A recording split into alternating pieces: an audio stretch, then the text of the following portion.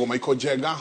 witu mwe mutomaji taje ngambui o muthenya ni njigaga ni thayo tondu ucio niguo twagirwo ni gukorwo tuigite handu hothe bururi uyu wa ruma na twacokeria muno andu megwitwo Generation Z Gen Z tukamacokeria ngatho muno ati ira gutire nduka ya mundu iroragirwo gicicio ira gutire kundu kwa mundu kurahurangirwo no othe maraumirire marathie na marauga uge wa uria wi ngoro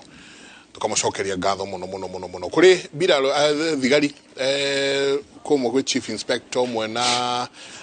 corporal medivitali he chief inspector ora korirwo akihoro iciara ciake nitia gas arageragia gukorwo akidetonate pole sana tukauga ngai wa muoyo kuhonie na uthie na mbere na kwamukira urigiti o wega Jabaira good morning ni uria mundu iguaga tu no wega uge o kaundu ona ira ni ndauriria mbunge iganona njo twarikanite tumaririe na ona tutananyita mugeni witu tukwenda ongirora iretwo Gen Z kana Generation Z no tuhoe tu akareba to njo ni megwithikiririo ciana ici njenga ni irekererio tu tondu ikorwo tiga tu uguo marekire guti undu munene marekire tondu nona they have nothing to lose no nira makina nginya thero oni akenu on mwago but they made a message, a very deep message. On a president araragia gwiciria mheshimiwa mchangini autwira aroigire for the first at wene mukenu kuona ate kwina conversation oroigie magoti tene iratwika tu ne minister woka kongerera njohi atumia magakena magithirikia rumeao gukerwo shukari mundu uria nake wina shukari akauga ona na wongerwo dio no horo kwina conversation tondu andu aya jengari the only challenge ire iho ni ate riwa kareba meharirie tondu ni maronia ta mangithikiririo ngwire na haria thirikari yagirwo no gukorwo ikirora uhoro muno na njira nene na mheshimiwa please mugerie uria mungota ne njo nduri wageithania tukweka nyogeithanie muko mukirora na njira nene muno uririkane revolution area yokire Baranja ya Mugate ati muthamaki umwe Queen umwe akiumira nja gikora andu marurunganite akiuria niki kiratuma andu marurungane akirwo gutire na Mugate akiuga kama tangikiria keki agikorwo gutire na Mugate mwogire muongerere thogora wa Mugate ene Mugate marari baraira revolution iri guka thiini wa bururi na revolution iri iraingira thiini wa bururi ni revolution etagwo the bread revolution twacoka kuria Baranja ene Mugate tondu andu aya angi makuga migate yongererwo matiriaga starch na mathia gym na mariaga maboga na maria kindu gitagwo keto diet nyama theri maheja yeah no ene Mugate mundu ucio riaga smocha mundu ucio riaga tothi na ikorovea ucio no urari baraira ati kiu nikio akimuraragia ucio no urari baraira the bread revolution is here the wabururi uyu na hari oike niguo mheshimiwa ugeithane twambe to welcome thini wa Kimuri University hari andu angi nao mheshimiwa mara kalire na magikira na mutiramamenya na mutikama ona bara mundu ena kindu gitagwo pay slip mundu ena pay slip ona mundu angand ona mundu determined na nyagatwara revenge yake ile veini yukana riu ndugicona na njenga akiugiriria na kuria bara no mundu no guthoro riu mheshimiwa karibu sana no twambage na kigo kia mwathani riu macio ri tungithomire kiugo mbere ya kwaria uguo ri tungiathahia kiugo riu reke tuthome kigo kia mwathani Mathayo 6:33 na mheshimiwa ni guturania ati Ngai aroiga Mathayo 6:33 iroga atiri no abai mucerie uthamaki wake na uthingu wake na maundu maya mange mothe onamo nare muheaga seek ye first the kingdom of God and its righteousness, yes, and the rest shall be added unto you. Kigo kiroiga tendo yuri haha yuno nginya ukirehero ho wa mwarani guko twarekerio ni pastry about bake. Karibu sana Muhesh. Karibu Wesh. Thank you very much. Nĩ gũkorwo mwena niĩ gũkũ na nauka kwenoro no ndia nauka thĩinĩ wa Kĩmũrĩ na nĩ gĩkeno kĩnene kwĩniĩ nĩ ta mũmbunge wa constituency ya Runyenje gũkorwo nĩ gũkũ nĩ kenda twaranĩrie namwe na mbere nyambe ngethie mwĩroreri wa TV yenoro varia vonthe angĩkorwo arĩ and especially arĩa ndungataga thĩinĩ wa constituency yakwa ya Runyenje mamũkĩre ngethi ciakwa nĩ nĩreciria maisawa Ngai nĩ ũmaigĩte wega na Ngai nĩ ũcoketie mavoya mũthenya wa Sunday na spendire mũthenya wakwa thĩinĩ wa constituency yakwa ya Runyenje ngithie kanitha wakwa thĩinĩ wa constituency yakwa ya Runyenje ngithie kanitha wa Anglican wa Rugusa na ngithie kanitha wa Anglican wa Kavoteri na tukiaria nao tukirikanira tuvoe Ngai muno nikenda twathie mucemanio wa parliamentary group meeting State House muthenya wegoro tukagĩa na nafasi ya kundeliberate na twetekanie ũhoro wa amendment iria ibatie gũka thĩinĩ wa finance bill na gũtie na undu wengi Ngai arekire tiga kwigua mavoya metu uguo nĩ na gĩkeno nĩ ta mũtongoria wa kumera concerns ciao iria makoretwo makimbira na njira ya kumbũrĩra thimũ na kumbĩra twacemania physically na nginya messages iria iratumagwa nĩo vamwe na Kenya arĩa engĩ nĩ turavotire ku discuss na gũcaria wagĩrĩru na nĩ neguo mwane karibisha na ciugo mbega cia mathayo atĩ amba twambe tucarie ũthamaki wa Ngai alafu maũndũ mau mengĩ macoke matũrũmĩrĩre na gũtie na ũndũ wĩngĩ tiga ũguo ũthamaki wa Ngai nĩguo mwega na nginya mbuku ya Kolosai 3 mũvari wa 23 ugaga mũndũ kwĩyamũrĩra Ngai na kwĩganwo nĩ kĩrĩa enakĩo ũcio nĩguo ũtonga ũrĩa mũnene mũno ũguo rĩu nina gĩkeno nĩ ndokora nĩ gũkũ ana ngatho nyingĩ mũno nginya kwĩ generation yeretwa generation Z campaign kana communication ĩrĩa yanekwa thĩinĩ wa Kenya ĩtianekwa teno ĩrekirwe kavinda gaka na ningĩenda kuga ĩraukire nginya na technology nĩ tondũ smartphone ĩraukire nginya na technology nĩ tondũ gũtina mũmbunge ataina message ta ngiri ta 5 ũguo we mũtumire we na no wahenie na iratumwo nginya nĩ ava okay of course na no twarumwo wewe tuna tamagekuru amwe nĩ mararuma mundu utanakinya hauri tamba tukunyite wewe tagwo muheshimiwa mushangi karemba etiguo tatwira tete kiugo karemba nige kuka kanikiremba wewe kanisibo tondu president aniendaga vice president agwetaga muno we wapi karemba ritwa karemba ni initially ya nickname ni tondu riria nathire constituency ya Runyenje kuvoya gite that was 2013 at 2013 yes then you are very young yes na ina graduate kuma Kenyatta University alafu rungi na thie immediately gwetia gite wanandia na mutumia anandia mwaku kiria na ina kio nikioneki kinene muno ambition ati we witekio uiva Kenyatta wathira mbeca ndiari wanangari ndiari na tusaga boda na tusaga ngari ngathi ngaigwa stage ya kathageri ngatombo boda ngathie gwika campaign so nae kamwana ke kanini gaceke na ninekagira gakofia riu andu makinambia kumbita karemba wekiraga kofia ukihitha kiremba ugu niguo na gakofia karemba gae gakofia ka white riu dio vaga kiremba that mainly dio vaga kiremba that time riu andu makiona kamwana ke gaka riu mauranagia ati kamwana ke kau ni kariku karemba makero ageta kwa musangi uriku karemba riu ritwa karemba rikina twika common digituika common riu andu onthe akuru ciana ayuthi makiambia kumbeta karemba riu ngiuria riri ritwa ria kumbetagwa ni andu onthe ana andu ni mariganirwo ni ritwa ni maritwa maria official ta Eric is my name riu ngina deed poll neka did Paul riu ngina ritwa riu rikina korori thĩinĩ wa kivande riu na kivande giakwa igikoragwa ritwa Karemba ni official ana mbunge ana mbunge nginya thini wa ansand nie bisekene ta Karemba. Okay. Very nice. Tacoke tu o hanini haha no aheana namba cianyu na andu marauga atia mawigwi mao ni activists mavesanite namba cia abunge na atongoria aria engi na president na deputy na ministers na ni mobilization mareka, which I think ni sawa. Ni tondu marera ambunge reject finance bill na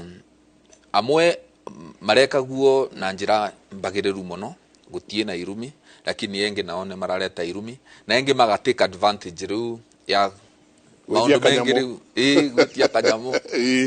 akagwa ni kumu muno na mundu uria aragwitia kanyamu ni mundu anandu mwese ni mundu wa kurasa. So but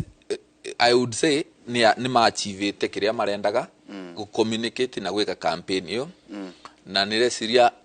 tukithie na kumbere in future going into the future and technology ni gukorwo igitumirwo muno gweka campaign cionthe either ni political campaigns kana ino campaigns singi ciekagwa ni andu no ni nironaga tondu ni kwagiririte atongoria makathikiriria andu aria maratongoria ni niresiria ino messages you can imagine tariu andu wako arunyenje mama decrete message na wingi ngiri thano you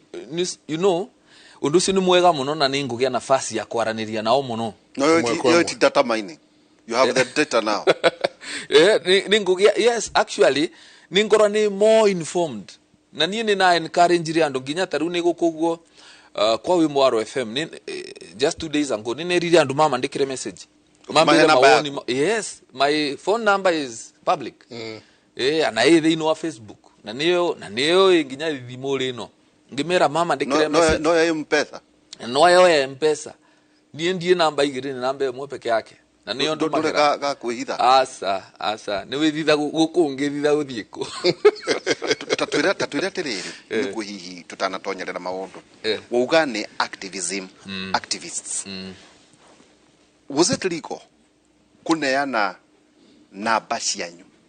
ito taru kwa muhiano tukoro na njenga haha ndigwiciria no tuke haha twina njenga gukira andu makire na namba citu no ndigwiciria no hoke haha tuge atiriri umuthi taru na aria moka guku nginya marigitari twamba kumoria no heane namba yaku akauga kana aca angi makauga aca reke heane email address yakwa kana this number WhatsApp messages ni mugaru na watho ni acio marahotete kuya namba cianyu magacikiria muingi ni mugaru na watho was it your incitement so nikukugea na udoligo na ni incitement na mundu guothe ungienda gosa hatua ya kiwatho no aose na no afaulu lakini mundu ni avati kuria atiriri is it necessary taru kwina andu mararuma nginya atongoria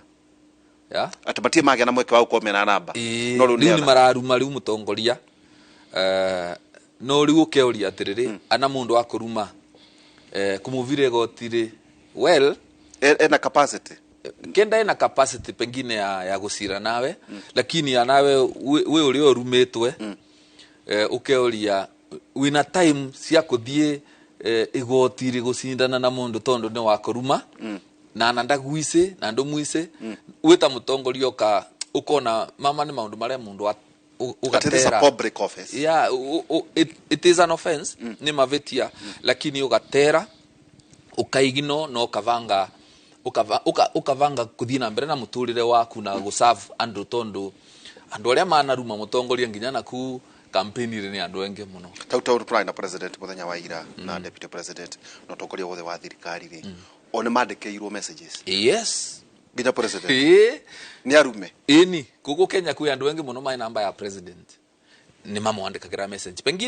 pengine mundu no arege kuruma president agetigira repercussions lakini several other leaders ni arume na aria matayarume ni maikitwe ciugo itaembega but ni ninge imagine going forward undu uria mwega ni kwaraniria na atongoria ni tondu atongoria aria engi 95% ni mathikagiriria na ni mathomaga messages na macokagia na ni no remo ni gucokia cionthe but wanokarega gucokia messages cionthe andu magikwira reject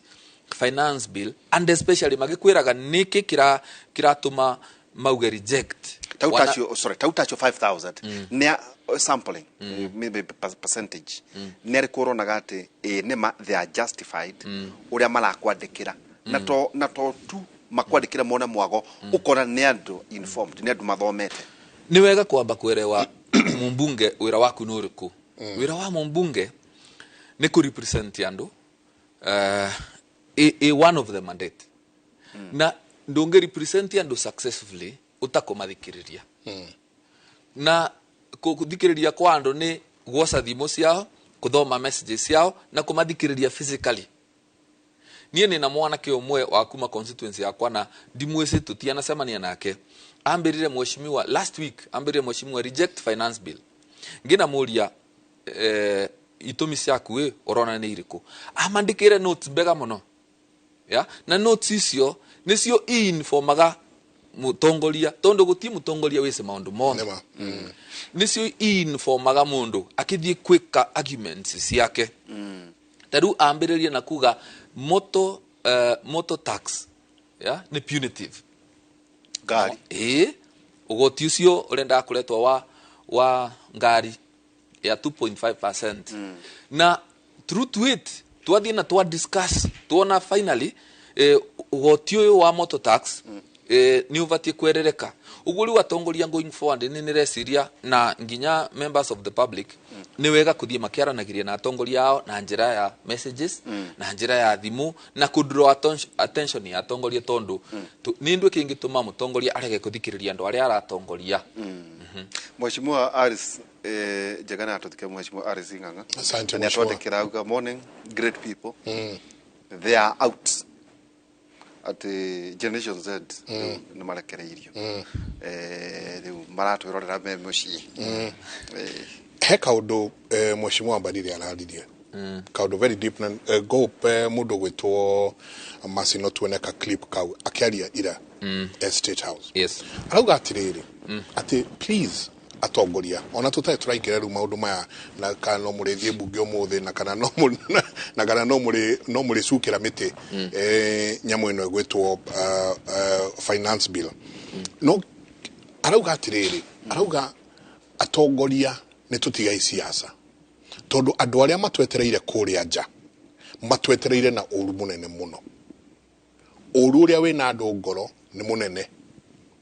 akauga 2027 andu makavote na nijue nitugikira ga clip kau akauga 2027 andu makavote na uru mwingi muno akauga rekei tutige kindu gigwitwo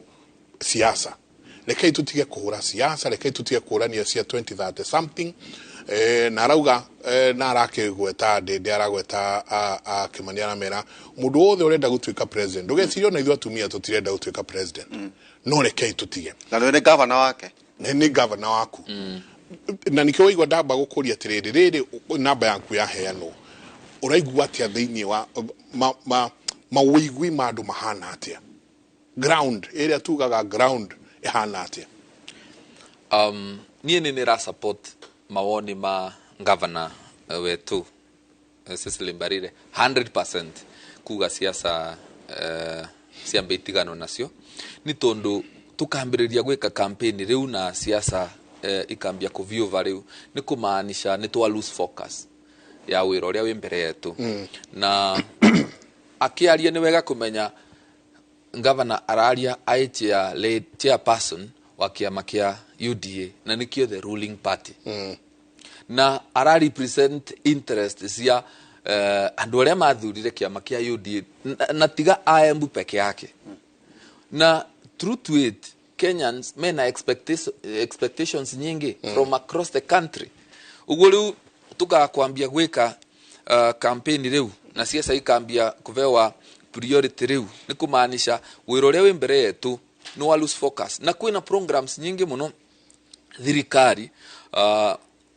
yambiriretie including bara ya kuvurana na njovi cia ivango ya na ndawa cia kulevya iyo ni program ira need focus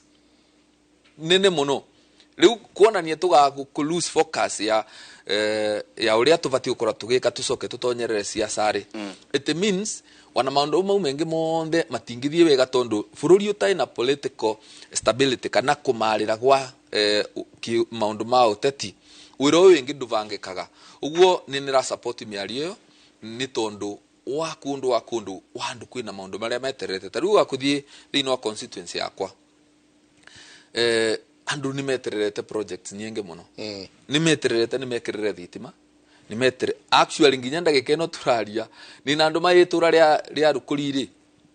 ni undu wa waki wa barabara fulani mathiete kuroria uria mai mangierereka njirari okay so nie nita mumbunge wa Runyenje ningitonyerera siasa kana ningikorwa riu ni ngaga involved siasa throughout wiro wingi naguo ni ugutura mundu wa kuruta na niguo riu priority na Kenyans kiria kiratuma andu mambie kuga ground tembega ni tondu ni marona tako tura lose focus Kenyans ni mamenyaga riria andu mai on course na riria ma lose the focus ni tondu Kenyans are very liberal ni mamenyaga maundu ma siasa na ni augi muno uguo riu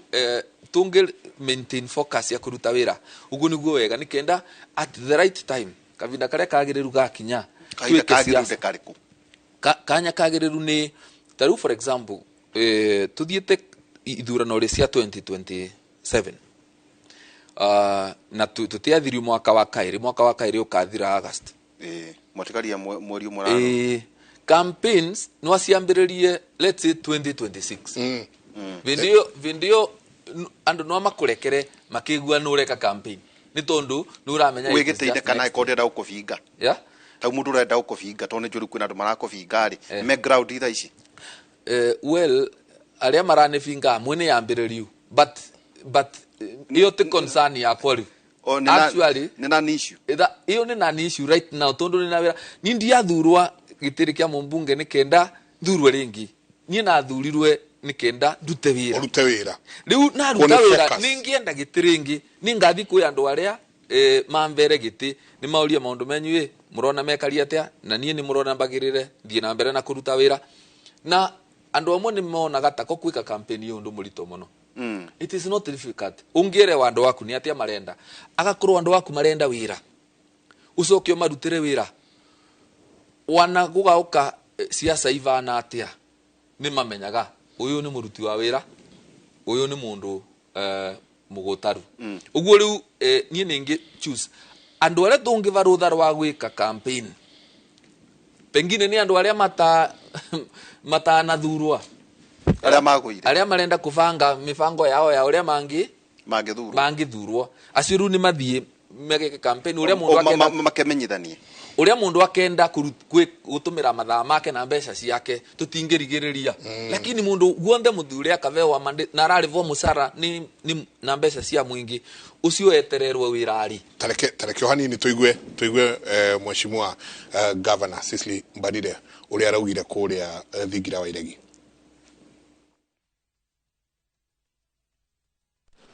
I really want to beg us from where I start. Let's stay focused.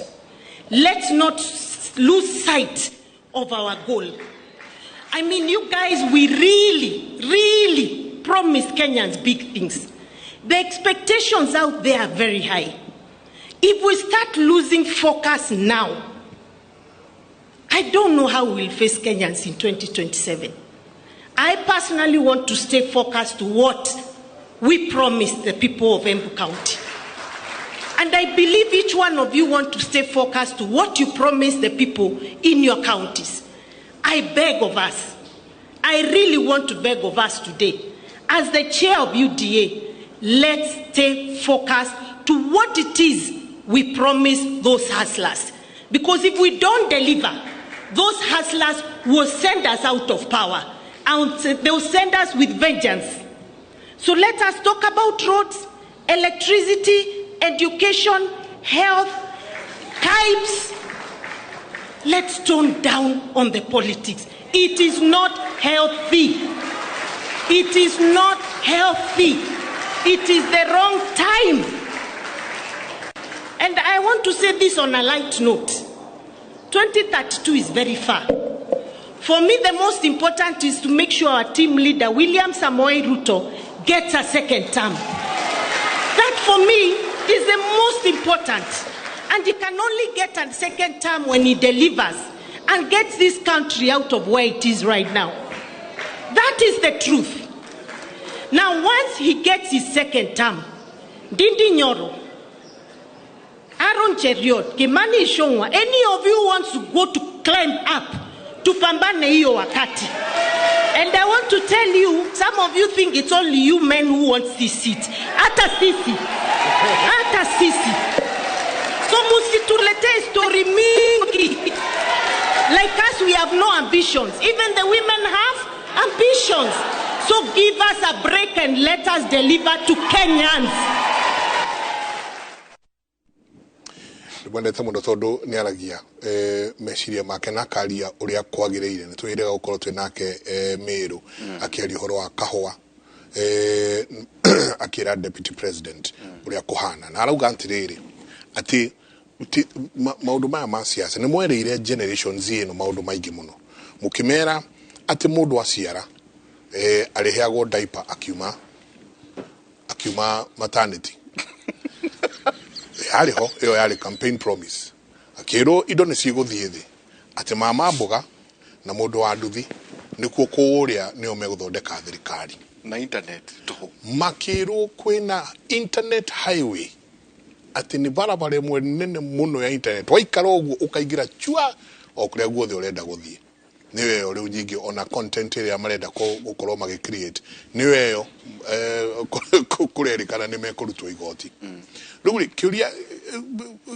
akiuga atiriri ati this Kenyans will judge us with vengeance. Yes. Ati ni maga tutwira na maruru manene muno vengeance ni maruru manene ati tugithie kuhoya ite 2027 ni ndakiodia na ndui kana ni muguthie mbunge umuthi na kana ni muko mugicukira miti o wega turirikanie mwiroreri witu ati Finance Bill 2024 excise duty ya maguta makoruga nireheririo VAT on transportation of sugar nireheririo VAT registration threshold increased from 5 million to 8 million kauga reducing the need for small businesses to register 2.5 motor vehicle tax nireheririo responsibility for electronic invoicing e-teams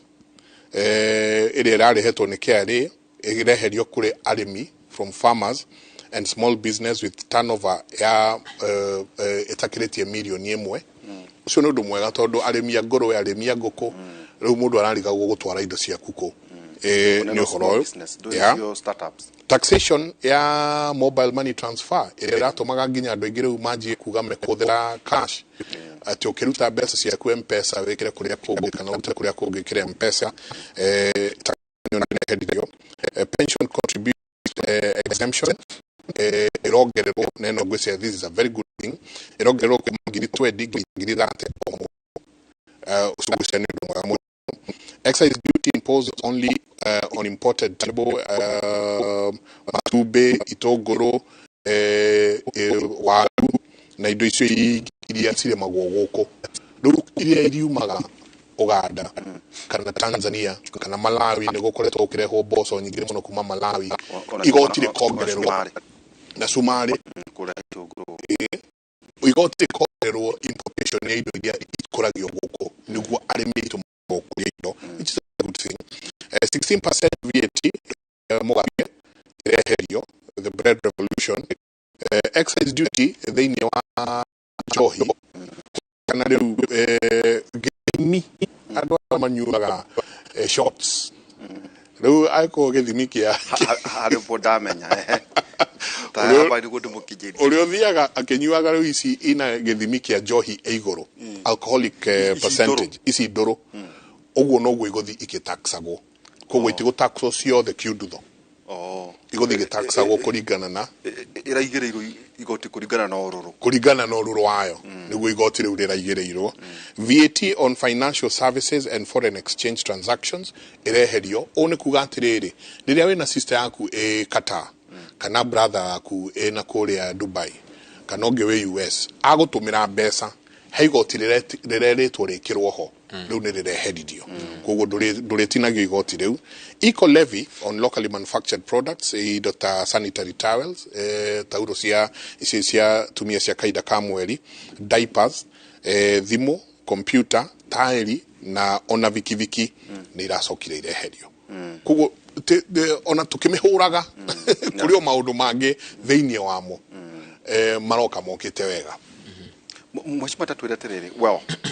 why is it mutirahotete kuona maundu maya krodora twikaterere ino ni response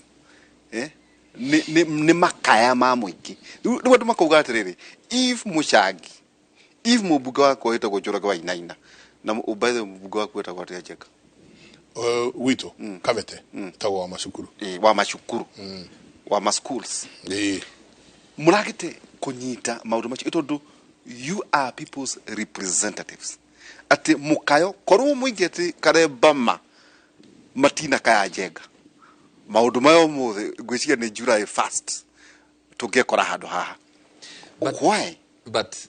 ni wega mbuge atiriri nikimuri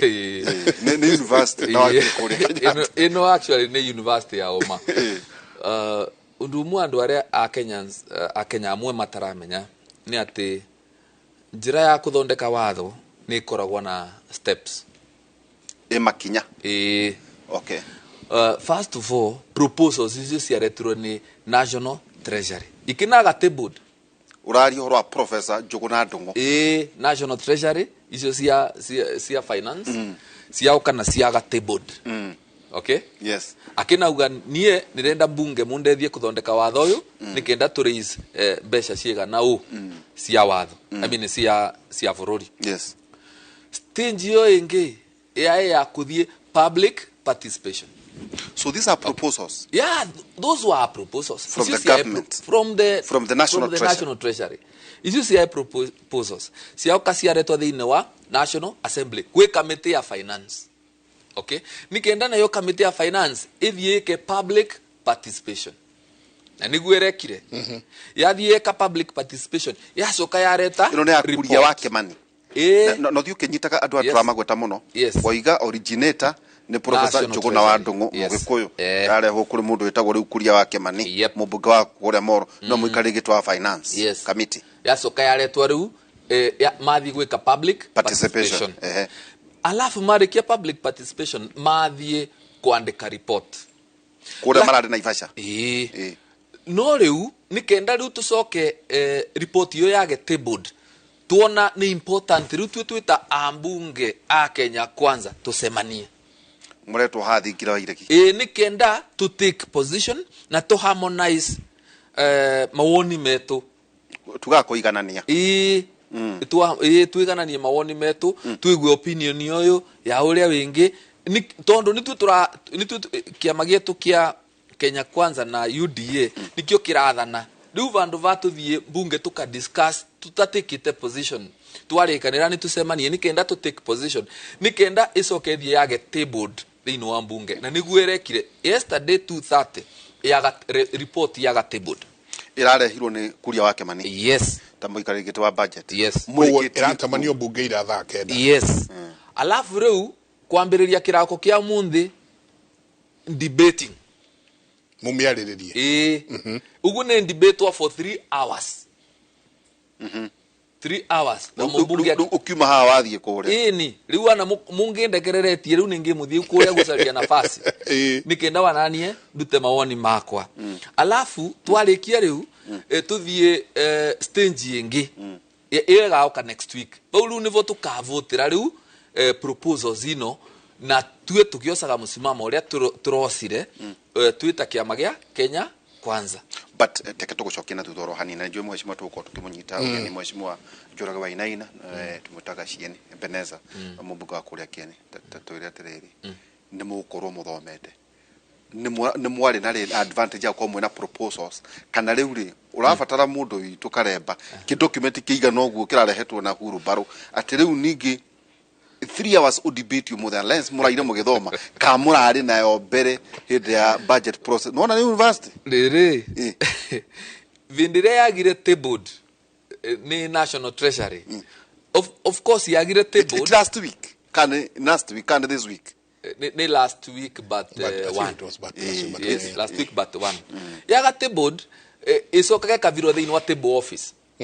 kune kuga mumbunge guothe angienda kugia document iyo athie table office avewe copy yake ugwa mbunge kuno ukoro kwina copy yes mbunge korwo very organized for your information na gukorwo kwina support kwi members gutie kindu mundu angienda gya go support wira wake wa bunge nimukoragwo na researchers support staff of course gukorwo kwina researchers undu guothe ungienda kuvira thini wa mbunge gukorwo kwina support system ya gugutethia nginya gwiciria na ku research kumenya kana watho ta ucio ni ura exist thini wa Kenya okay uguru yaga report yaga available thini wa table office mundu no genda goca kobe yake akathie kuthoma taru ninonaga agathonu wa mucomba magichambua machambuaga iko marutite ku mamerutire thini wa table office uguo ambunge ni magite nafasi ya kumeroria na nigitumi mavotaga kwe identify na maundu maria mawoni ma a Kenya ni tondu already wanao ni mathomete na ni ambunge on the voting igekwa kwambiriria next week committee of the whole house ni the actual law making process mugakora mukime migrate from now the bill now to the act mumerekeirie igatuika act waliria gasainwa ni president by mweri 20 I think 5 yes mweri 25 yes ndenda uhe daika nyinyi tuikerie niguo tuko tukinyita mheshimiwa ugeni kugo urera mu Kenya umuthi na wiki ino ti wiki ya gutuika ati niguo muguthiko mwicukira mitika asa tutira voti kindu kiria gigekika muthenya wa rucio Thursday ni the mover debate ya thira the mover wa bill ino na nike mheshimiwa Kimani Kuria nike ugetwa nikenda a reply alafu tukina take a vote the vote hiyo ni akuga riu to proceed riu kuroria item by item thini wa committee ya the whole house kiumia kira mutu votagira document you wira ndukathira rucio ni kipenge kwa kipenge odo kuodo next week yes rugamira hau mheshimiwa tondu kuri andu nao maratengera magotine wa kaida gaka makauga atiriri ni murahitirie muno ni kwamba guthi kwarira nyamu yo bunge kiria kwa kuria ogwe president ati nyamu yo iragirwo ni guthi thiete bunge ndiagirwo kuma committee icoke yuke mwambe mumiarire na president niguo coke thie bunge atagutinona kariri independence ya arms tondu riri executive nirokire mutari nawe yari riu ati murathi bunge muri andu afange irobe kwirwo ati Kenya kwanza aje ngari tu ya ni moigwe inywe riu ni gutura ati independence ya bunge ri na mwetwo ri na mwakirianira imagine je ngari mutitwo na president twamwatithio mukihurwo bicha no choki uthie bunge kweli uthie kuregana na nyamu yo ndukambe gucokia alright ndukambe gucokia reke tuikirie wega ngumurire ati ithuno ni mbere ni kwaria tukaragania maundu haha niguo mu Kenya nake agakorwo oene atia kuhana ni gatho nyingi muno inyuothe murathie na mbere gutwariria rucini rwo muthe ndrona John Brown ni ndrona Grace Opinion ndrona mundu witwo J Sarah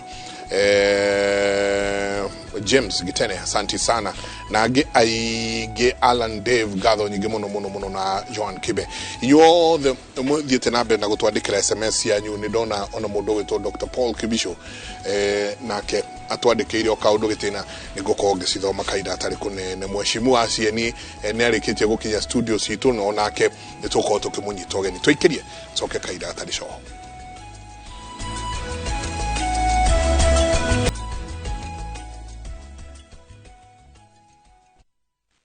nĩ ngatho nyingĩ mũno nĩ gũthiĩ na mbere na gũikarania na ithuĩ rũcinĩ rwa ũmũthĩ nĩ ndĩrona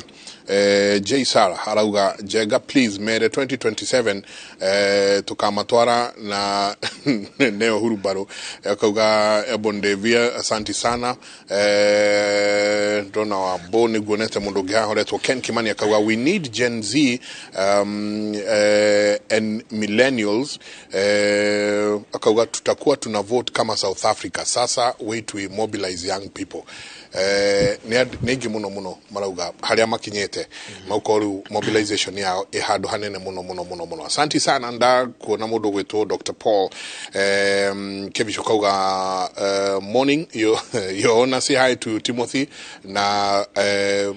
mheshimiwa Kareba my take on the Kenyan politics the day the elites will play their rightful role and participate and get interested in politics. Akauga one, they will inject political hygiene and discipline where the only right candidates will occupy the political space. Akauga ado meno kinyaneru na ado qualified. Aso kakauga ya kere, Gen Z has now realized the power they hold. Revolution is on the horizon. Akauga this will be the mother of all revolutions globally. Wabunge wako mashakani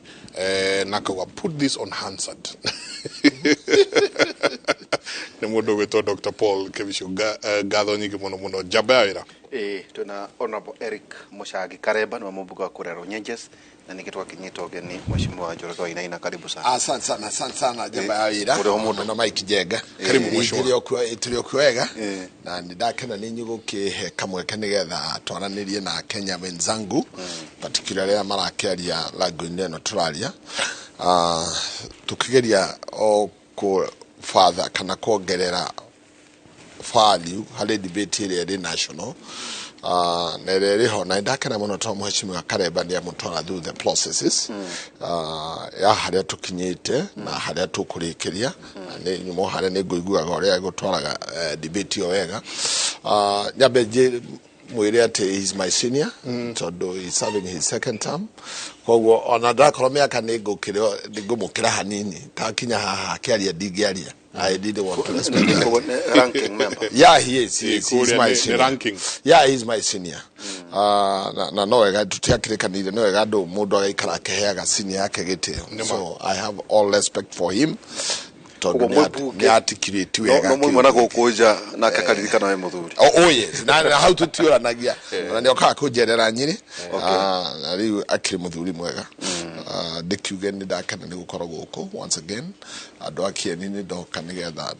twarithie debate ino ndenda kwambiriria na kumugeithia ndimwire tamugeithia kiroko kio muthi turiega ni tutindikite wira haria ungihotekeka na resources iria ingihotekeka tondu wendo ni muingi muno wa kuruta maira maingi muno hinya na tu anodano niguo uthia handu gakinyihanyiha hanini but we thank God for everything ni ngukenda kuingirira debate ino haria mukuhoera kana haria mukwenda nduike uteithio hari mukenya mwenzangu na muno makiria ni mureke tuchire kaundu karia simplest karia kangikorwo gakiuga atiriri wajiko uria utaranyita okay I'm not challenging mundu uria utaranyita timbo office ri wajikuri araiguire ate na araigua ate na ngoro yake ri hariu okay tugukuhatithiria riri haria tukuhatithie muthuri ndamukorire mena hardware tumutaga Wainaina mwenzako wa Wotha etagwo Mike Wainaina yeah he's my colleague na ngokora mwena ndagitari Mathenge muke wa kuria Nyeri town Nyeri mwena ndagitari Gacige yes trainer professor riu reke tugukwamba gukuhatithiria hau tondu muoka ndamukora mukawe haha mwathiaga through the document oh yes riu kaundu oro kamwe hihi mugire tiriri ni ngamikiria kana ngamite hedio na tutiari kana ni tugaikiria bill ino yes kana no yari gutuika enlightened to kiuga tiriri turi abunge maiganona ni wega twethe ma professors a university aria mena ugiru muingi muno uhoro wa wonjoria wa kibecha mutwarire wa economy ya bururi tukiuga ni wega tumarehe handu na ithuĩ twicokanĩrĩrie actually twari abunge maiganona na twathomire finance bill yothe tukimenya hari eri ndiari twoe foot ka tugathi gwiko ka tutigathi gwiko no ni twaiguire twi challenge riria mujumbe muna authire kuria machinani akiuga ai ndiathomete nyamu ino that was a big challenge to members of parliament ni ndiri umwe kwoguo ino ndo riu hari ino ya 2023 ria 2023 riu twina thaici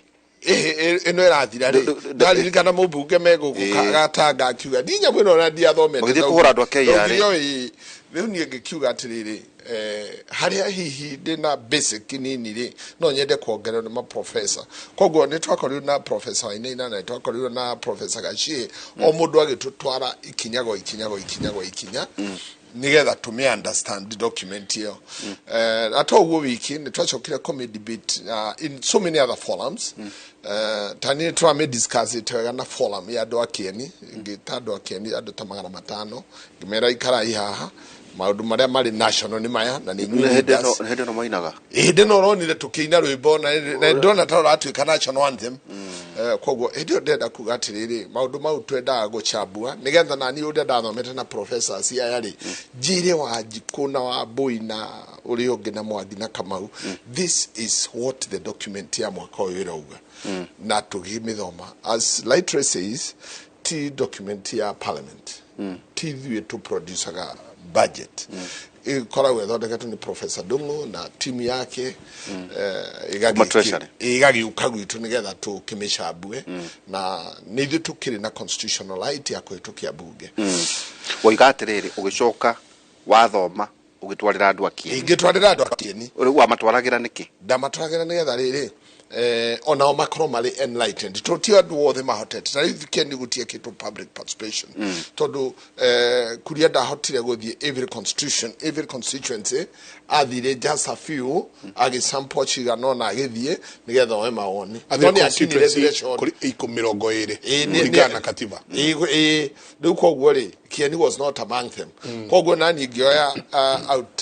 service yo gitwarira andu akwa Kieni tukimithoma tugithie hara hetagwo tagwate hara hakanitha wa PCA hara chakau tugithie tugikara hau murumu wa gutonya kirema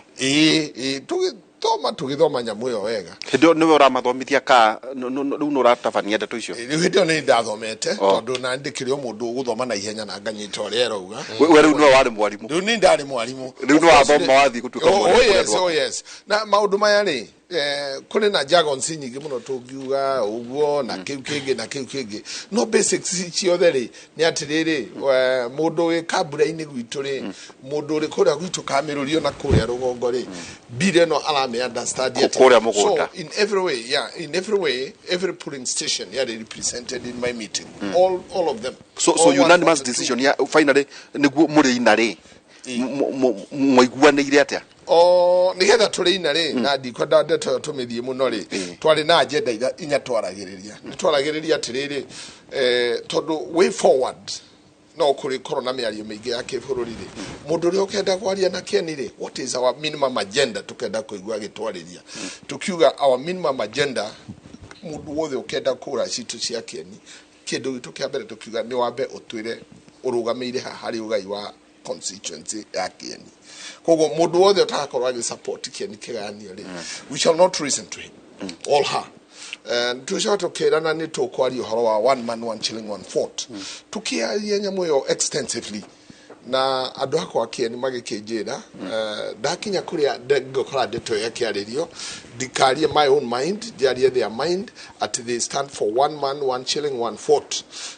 tugicoka tukioya agenda number 3 tugikorwo tukiaririria uhoro wa ni twathire nginya national politics tondu riu witite atongoria ri ningi ndungi watu ati gutiri kindu kireka maiguite kana monete na gocha hau turi ukaharia haria no turi tukaharia haria national politics ni twagithire tugetinde koguo ndugikia finance bill makijira thie wikie no koguo ri ndoka hatondu nitwamerite majikie no na ni ndindera mundu uria majirire no ni majirire go and vote no we are not for this na ndio cenjetie well ni twa debate now na nikio ndahoire mweke uyu nigetha ndimere ati ni twaririe na tukirana no riri a fool never changes a mind debate no rero kire irari na maundu maria maturakarite na tukauga no twikie no if challenged and if you are not listened to etutiri mundu atuthikiriria the president in his own wisdom arathikiririe ri na twithiuthiki arathikiririe he was bombarded by his generation zend iramuikagiria ujumbe kila dakika by the way uri atwira aikirio message ngiri ithanyo urikirio cigana ndiona ndirari Kenya ndoragia ikaidi Kenya na ndiye ndahuragwo na message mweno light left center at uroka kwaje ni amwe ni mego no tawe nawe muthuri ni megukuruma batikonu mapasi no rege no mego chino hata gukoro egwikirio kareba ngaforwardiro na kareba ni watinulirwo ho ndende ndagitiro ndende gwichi ni mwato kora Ota matira bwegete andu aya ndiye ndeto no makiria ndikere mochine kakau ndiye chine ko kau no ni kwagirire riri akenya mangevanga gwikiria andu message ona mangevanga kuruma mundu ni marume mundu uria mathurire ya no matikadume agakorwa for example andu akisi nie ni manuma niki na matiathura ni kavana mundu warunyenje angigwa nume ni undu wa marakara anginuma pengine ni sawa lakini ni mundu akisi kana mundu wa Nyanza kugo mukonda twere andu tondu ithu tuteithagia andu twina njengari mukonda tuthaithia andu aitu atia tondu to wega tondu messages tuna njenga tuna advantage ya kuona uria muraruma gwori tumere atia no amende andu mero atiriri no amavote ku air grievances ciao gutai na irumi kana njino ya gutai gucinura mundu no avote kugo arenda bururi uthie na mbere na iguo na egwiwe ni tondu twivone kenda tuthikiriria andu aya onthe na ni andu etu okay yes ni andikiuga andu aya tumere atiriri ni wega gutuika civil in all ways that you do tugia na gitio tugio turo tondu umuthi uri hau ukirumana rucio you might take another office yeah na let me tell these people na ni goda kwariria generation Z kindu kimwe ugathie interview wetio ni thimu yaku na kindu kimwe gigari try for ni your messages your social media page ni ekarorwo muno yeah when wandikanaga na njuri mwandikanaga ajira atiriri ria wandikanaga kuria cieni na kuria tone njuri andu kindu ona mwachiwa kareba ni mwandikanaga thaiciri niguo ona njenga tugiteithie generation Z no kana mundu urendia wira ona guku ugiuka njenga kuria wira ri ni haroragwo uguo koneka mundu uyu aragia atia kona mundu kurigana messages iria andika uyu is a potential mad person ni githina giki uyu mundu ukiguruka tariure in America fagging around you can smoke anywhere you want on the street on hauja kanitha bag is around no mutino nilio gathi gwika interview anywhere in the world in America kindu kimwe ukamba gwikwo ni test ya drug thakame yako yes niwe ndo kugirio nyu no mutino ni ugathi gwika interview beu jithiri ukumera atia tondu no maroka gwaku ingimera atiriri we don't live in isolation yate ni kabururi ga Kenya twaigire handu uguo twikagio ithuiki maundu mau marekeka America ri no mari tukora guko ati uri ukauria wira cieni ngwire atiriri abaigirira thimu yaku haha na nigugithie kwa Safaricom menye thimu iria ciothe ukoretwo nacio over time dikirore communication yaku ukoragwo uri mundu uri iteo kana mundu utari koguo that is another area iroka uhoro wa fagire ndigenda gukuria kani unyuaga ngagutuma kuri andu aria maroraga drugs in your body majire hahari ni drug iciurite mwiri so on the outright ni wira no waga itondu riu ikingiro haha oka gukuria bangi gwakwa wira-ini ri ndu ndigikuhe wira angikorwo ukaraga ukirumaga chifo wa gwaku sabu chifo youth leader wa itura kanitha no urarumana na message icio nicio ikiri thimu-ini ri ndu riu ndigikuhe wira tondu warehe irumi gwakwa I think that is why we are not really anake itu be safe but kegucokio hanini mheshimiwa yes na nigukoretwo ndera Mheshimiwa Karemba the bread revolution is here with us. Oh yes. Ile faraja is here with us. Yes. Generation Z matiramaka maraikirio njera maraina ginya mirango irahinguka tabao marero thiei herai ya matiramakio ni uhoro ucio uramwera ndukona wira dramakio ni maundu macio mothe we aramakio ni ati we nie uwi hari ari na nio i generation iri araingira ni muramaka ati kwina revolution iroka na one kwe aria matana umira uthie street ira no messages ici muraikirio niguo maraigua ngoro ni mara protest ngoro-ini ciao na twako twathaka clip haha ya Mheshimiwa Cecily Barire governor wa Karemba haha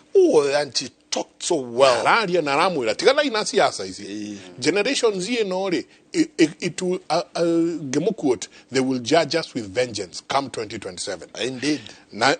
SMS ile drone haha Mheshimiwa same thing ado maundu maria mararia mamwetereire ta wiyathi 2027. No, you have lightly said it has happened in South Africa. ANC duki nikio kiama kiria kia madera na nikio kiama kia wiyathi nikio kiama kia wiyathi. It didn't matter to South Africans. Marokina cia maingi cia ona he mwanake ungi utana heyo gitini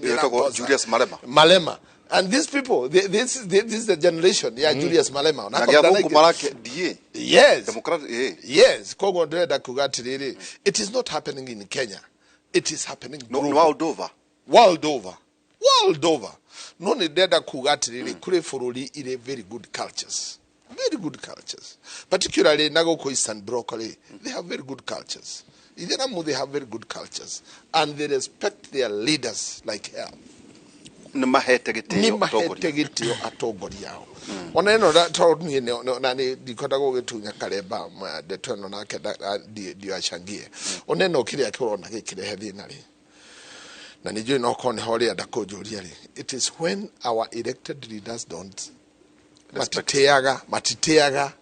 line of hierarchy iria igitwo ni thirikari teteke tukwatithia hau tondu rio kana thutha njengari ni tugithie kutirihana kuria thutha ri chure na kuria ri ni tururania irumi ci turona kuria iratunganio ni inyuire wa gukorwo na waya generation Z ni weroya na ikawata na indeed Mheshimiwa tajira atere nugu ona tuturikarikeri he kaundu turero ati ndunguri athomire 3.9 trillion budget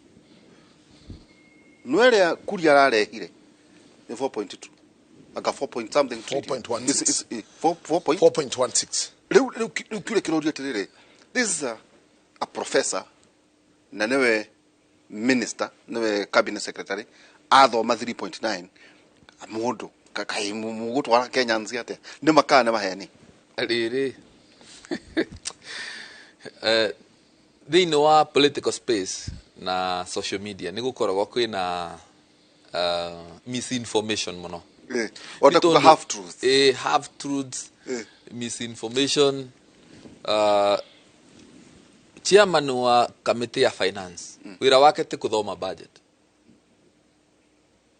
wĩra wa chairman wa committee ya finance nĩ kwarĩrĩria ũhoro wa the supply hand kana kuria thirikari iraruta mbeca na ni kuvitukira finance bill tariu finance bill irasikaga ku raise around 320 billion inogo ya 2024 uguru wira responsibility ya kuthoma budget ni a minister wa finance ugu akorwa arathomire ya 3.9 billion no trillion I mean trillion iyo ni budget yetu no chairman wa finance no anganange quote figures ndogwatere well ketutheria hau wega yes itondu woiga already ni ratimborirwo ira etiguo na kuri kiria njuguna athomire figures icio ni kindu kimwe tondu kiu ni kio andu marori iyo riu the actual misinformation tondu chairman wa committee ya finance kiria aratibulaga thĩinĩ wa bunge irai report ya finance committee gutirai na kindu ta kira gikuka ni tondu wana finance bill ino itiraris ino te ya raise 4 trillion ire irendekana ni undu wa budget ya 2024-2025 apana ino actually iraretwa ni raise around 20 billion ino gwe ya 2024 tondo kwa ina ya 2023 na thini wa 2025 nigo wakora kwina ingi ino Kimani ararehaga irari umenyano na university Kareba itia 2024-2025 itiku tondu nio egwikatire finance bill nio eguteithiriria kuria gukurogotwo mbeca cia nyamu egwitwo budget the finance act twina finance act iria iratethereria ku raise mbeca cia the whole budget iria i approximately 4 trillion. Okay. Kwina finance act no finance bill riu ne ya kuthondeka watho wa ku raise an extra amount of money niturereanwa ni tondu ino ti watho guothe wa finance act uracenjia kwiguo ra remain ino ni proposals iria igwe kwa amendments ya antea na si ira seek ku raise around 320 billion ugo riu relationship ya committee ya finance na treasury ni ati ino ya finance ni mbeca iracaria ya budget na treasury iyo ni ya gutumira mbeca na iratumira iraga 4.001 trillion ya de nyoro ya de nyoro iyo niyo ina budget ya 4.00 trillion ino ya Kimani Kuria ira raise 320 billion kuthinga mathenya yes na kumenya ni kenda taru mbeca ire twavotire ku raise thine wa KRA ni cia 2.2 trillion approximately na budget yetu ya mwaka muthiru ya 3.67 trillion okay uguru kwa ina deficit na twathondeka budget yenge ya 4 trillion approximately 4 trillion 4.00 trillion iyo niyo budget tu ya mwaka uyu na twareizire 2.2 trillion kuni kumaanisha ni tuko need kuongerera mbeca cia KRA ire iraunganwa ni KRA nikenda tuvote gukinyira budget yetu wana twarega gukinyira kwina cio tugakova but riu ino turageria ku raise from 2.2 ni cio irauga ku raise one finance bill ya 2024 umenya na university ri hani hono muroranirwo na muingi Kareba woiga KRA marries the 2.2 approximately why not budget that itondu riu icingire no mugikovire kana uhihinye muingi itago kamiritai ndio hinya mundu itondu ri nguo mugie na kindu balanced budget mukiuge atiriri hi nituona KRA one hihinyetwo etagwo mwaura na twathi tukigwetaga andu aya twathi tukimagwetaga ikuyothe mwaura itue uikare wa KRA 2.2 riu no na inyuĩ no muregeta 4 jenga 4.1 trillion ikuma ku Kareba reduce expenditure tiga ngwete ka reduce expenditure turenge igoti tukuringana na ngore ria twino o mundu haha ena ire muigana Kareba betekeria ngwete ka undu ina ingichuha nginya guku yakwa tiga ngwete ka undu gitumi kiria kiratuma actually thini wa budget ya mwaka muthiru mugakuririkana wega budget ni atinirwe 300 billion ya iria ya mbere ira uhuru atigi ya kairi ya ukayatinua another 300 billion gutinia ne kuga atiriri thini wa mbeca taru iria twa budgetete 3.7 trillion cia mwaka muthiru itinwe 300 billion itigwe 3.3 billion nikenda na korwo twari is 2.2 ya ikoro mbeca iria tugukova nini na nini gukira iria tungia cover na budget the original budget okay so thini wa budget ino twathondekana ni wega ni wega gwiciria twi ya Kenya tondu bururi uyu wa Kenya no wetu na gutiena kundu kwingi tukathie ni wega kuyuria expectations ino twi nacio twita Kenya ni tuvota kui finance atia for instance bitikiriai mbere mwiroreri last year thirikari ya Kenya Kwanza yandikire arimũ 50,000 teachers na gutia none kaundu tocio ringi wa kwandika arimũ 50,000 at once. Haya twarikia mwaka uyu arimũ a JSS thirikari yauga ni yandika arimũ 26,000 alafu magoma mathie mugomo Kenya ngima magoma mauga marenda o mandikwe onthe, that is 46,000. Ni wega kwiuria arimũ 50,000 aria marandikirwe last year, arimũ 46,000 aya riu makwandikwa kwambiriria mweri umwe wa July. Ni wega kwiuria mbeca cia kumandika ikauma ku. Haya mbura ya ukayaura nene yathukia infrastructure ya Kenya kundu kuonthe na twina evidence ya kuonia uria mbura irekire njira cietu. Haya ni wega kwiuria ni kenda twake njira ino mbeca ni ciuma ku. Uguo nie ni nira support mivango ya kunyivanyivia ugoti ni kenda mundu wa mu Kenya ndakakanyirirwe muno aremwo ni kuthina na mbere na muturire. But at the same time ndirenda Kenyans to concentrate muno na kuga tugwithie kwi mundu arambirire goro minukite nyumite mbunge utuku ambira mheshimiwa tutirenda amendments, turenda mugwithie tuikare na area ya mbere ibacane yotheri itondu andu ingi niguo marauga don't amend, reject. No, andu aria engi marauga don't amend, aria engi 90% ti athomu ti amithomu. Ni gitumi we wathoma wega muno na wangenia muno wathoma maundu monthe maria marekirwe amendment. Na nie kwinie maundu mau ni mega muno ni tondu turetikanirie tumarute kuo, including kaundu tagweta ugoti wa biashara ya manjani nurathengutirwe ni finance bill ya 2024, meaning gutie na ugoti wa 16% wa packaging materials cia manjani. Constituency yakwa ya Runyenje factory igiri Rukurire na Muungania, na almost half ya constituency ni arimi ya manjani. Kurutirwo ugoti ni thirikari ni benefit kwi murimi.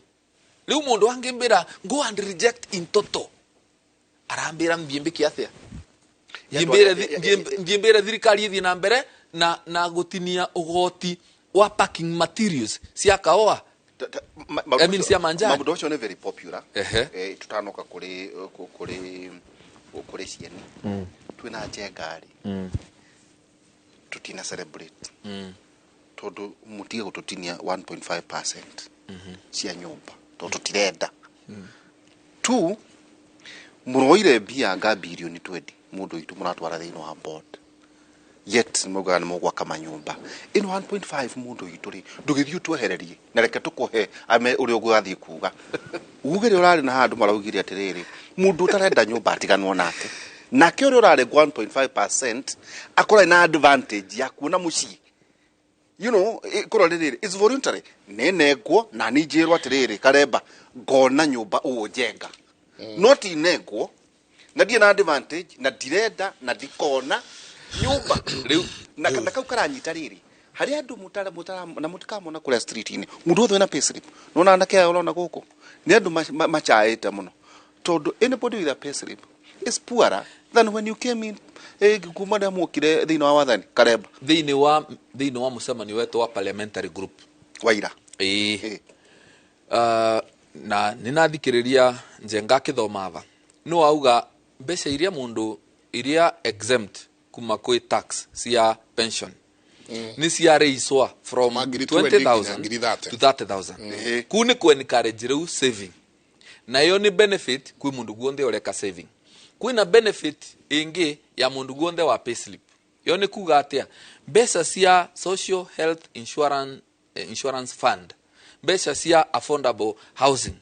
riu ikambaga kurutwa kuma kwi musara waku alafu net ikina tax wa riu pay kuni kuga atia ni ku release mbeca disposable income yaku ni kuongerereka. Iyo ni benefit kwi mundu guonthe wa payslip na health ashifore idirare go 1st of July ni kurengwa ni kurengwa lakini kune kuga 2.75% of my net thino of wa my gross. university no na ni nona ni wega university no bikare ngiokaga guku ino university mwikare mukimbitaga watho uyu tura discuss no tukakorwa tukivitukia by next week urauga mbeca cia affordable housing mbeca cia social health insurance fund ciambage kurutwa alafu riu iyo ingi gatigara ikina korwa riu niyo gutaxwa net no itikarutagwa yonthe kuonania we no tigwa riu na mbeca nyingi riu indisposable income uthii ugatumire Kenya igiogoti mwingi makiria wathi kuruta but kute kuga ati riu turiva social health insurance fund na kute kuga tuyoruta affordable housing nacio marauga tutika amend tugwithie marauga tuthii na mbere na coexist na area ivo toto riri niguo tuke kuri niguo noigua ino ri ino twina njega and I know ne da represent andu aingi muno that matira understand 1.5 toto uhoro wa muciri tau kwina andu matendete mici na ndungitindo kiuga ati no kinya makoro mena mici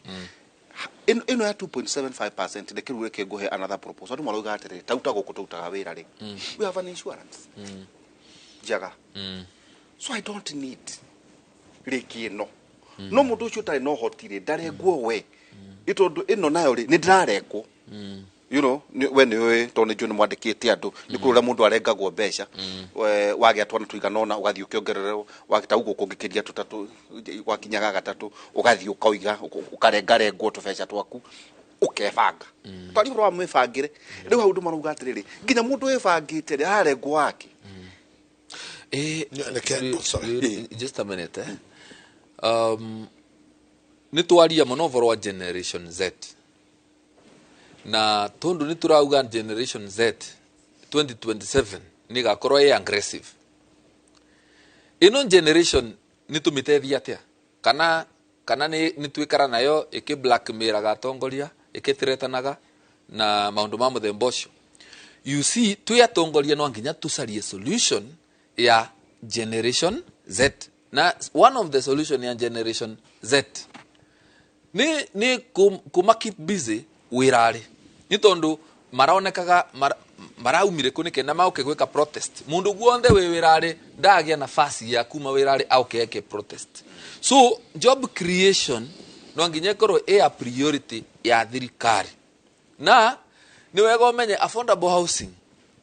menjari ya ni undu wa job creation first of all nitondo that was the intention that is the intention even na now. nie muthenya umwe nie mbikaraga Ruiru ria ni guku Nairobi ni mucio wakwa Ruiru na wingi kuria constituency na nie muthenya umwe ni navitukire vale Ruiru varakwa nyumba cia affordable housing within our prison how def nie nathire over lunch hour kwina office nathiete vakuvi na vaku over lunch hour na akorire andu 400 over 400 mekarite nthi makiria break time mauma waka well tondu ariri mundu naguo kuria kemanire heka undu arahehera kuria bunge-ini tuigue tu na rua uria arauga coke tuthie na mbere na ndereti okay an income upon which a tax is chargeable under the act whereas the proposed motor tax is levied on an asset and not on income as described by the Income Tax Act. The proposal, Honorable Speaker, to cap the levy at 100,000 shillings makes this tax discriminatory and non-progressive because this essentially means that those motor vehicles that have a value of 4 million shillings and below would have paid the fair tax of 2.5%. But those vehicles that have of higher value of 2.5% would have paid a less commensurate percentage of that motor vehicle tax. The proposal will have adverse effects on the insurance-taking behavior of motor vehicle owners and further lead to negative effects on the insurance sector. Honorable Speaker, notably also, commercial vehicles which are subject to advance tax and would therefore amount to double taxation. We noticed concerns from the members of the public. Most especially commercial vehicles take third-party insurance. Third-party insurance is a flat rate of 7,500 shillings. So if we impose 2.5% on a matatu, that say is worth 4 million shillings. That means that the motor vehicle tax on that matatu would be 100,000 shillings. And considering that most of them struggle to even raise the 7,500 shillings comprehensive insurance, then that would be quite punitive and would actually even lead to them not taking the regular insurance for their motor vehicles. From the foregoing, the committee recommends therefore the deletion of the proposed motor vehicle tax. Honorable Speaker, on clause 10, the proposal to limit the deductibility of an employee's contributions to a post-retirement medical fund to 10,000 shillings. This committee recommends increasing actually the limit to 15,000 shillings. This is to encourage a saving culture for a post-retirement medical scheme. This is an improvement from our last year's amendment where we introduced the relief, and therefore we really urge this House to adopt this amendment. Honorable Speaker, you will note a concept called black tax, where the reason why a majority of Kenyans, especially middle-income earning Kenyans, are struggling, one of them is because they have to support their aging parents. Some of them really contributed their many years of public service to serving the people of this country. So we are therefore providing for an incentive for them that when you are actively in service, please save for your post-retirement medical scheme. And we are saying, when you make this contribution to your post-retirement medical scheme, that contribution will be tax allowable to up to 15,000 shillings a month. And this will really help that when we grow old, the times when parents would rely on their children to support them when they are old, the times when children were seen as an investment needs to end. When someone reaches their age of 18 years, they should be allowed to drive by themselves and support themselves and the family by us during our active lives investing heavily on our retirement. This is not to mean that we don't support our parents, but just saying that let us, all of us who are working now, work hard to make sure that we put measures such as this one, saving for our post-retirement medical scheme, so that we do not burden our children with our medical costs when you are old and not working. Clause 12, Honorable Speaker, proposes to introduce the advance pricing agreement. This committee supports a proposal for an advance pricing agreement since it will enhance revenue determination in entities that belong to multinational groups or trade with related persons. Further, this will lead to allowing a seamless implementation of the agreements. The committee recommends enactment of regulations. And I need to emphasize this. The committee recommends Kenya Revenue Authority to enact regulations to address circumstances where KRA cancels advance payment agreements to allow the taxpayer the right to appeal, among other concerns. This proposal is also to align, Honorable Speaker, with our tax laws on international best practice and prevent profits shifting and base erosion. Clause 21D1, Clause 21DJ, Honorable Speaker. The committee endorses the bill's proposal to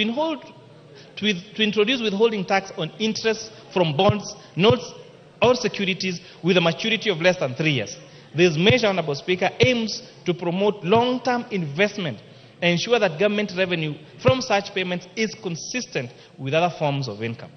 Clause 23, Honorable Speaker, proposes subjecting amateur supporting associations to taxation. This committee acknowledges that while the proposal aims to tax these associations, it recommends deleting the proposal to foster investment in the sector and to encourage the nurturing of sporting talent. This decision is intended to incentivize and support the management of youth talents through sporting activities. Honorable Speaker, we have seen, for example, the Talanta initiative. We've seen these athletic camps across the country. So this proposal to introduce taxation on this the Talanta Hera initiative, all the athletic camps in this country, we are therefore saying, please, let us allow these sectors to drive, let us support talent, let us support our young people to make their money through talent, through these amateur supporting associations. Clause 25B1,